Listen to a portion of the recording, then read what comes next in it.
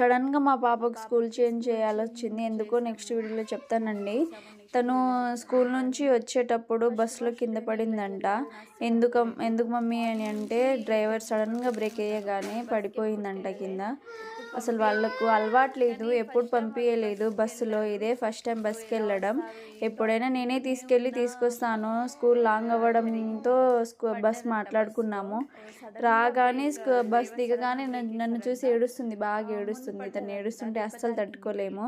మనకేం జరిగినా పర్వాలేదు, కానీ వాళ్ళకి చిన్నది ఏదైనా జరిగిందంటే అస్సలు తట్టుకోలేము కదా.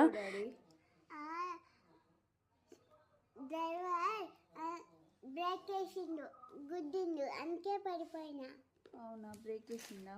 సో నేను డ్రైవర్లకు చెప్పేది ఒకటే, ప్లీజ్ మీరు దయచేసి డ్రైవింగ్ చేసేటప్పుడు కేర్లెస్ తీసుకోకుండా కేర్ తీసుకొని జాగ్రత్తగా నడపండి.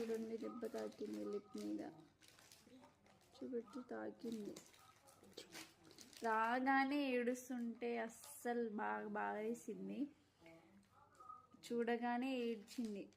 సో నేనేమంటానంటే డ్రైవర్లు కొంచెం జాగ్రత్తగా నడపండి వెహికల్. ఎందుకంటే మీ మీద నమ్మకంతో కదా బస్సుకి పంపించేది.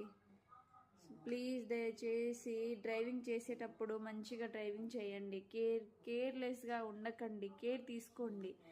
చిన్న పిల్లలు వస్తారు కదా. So please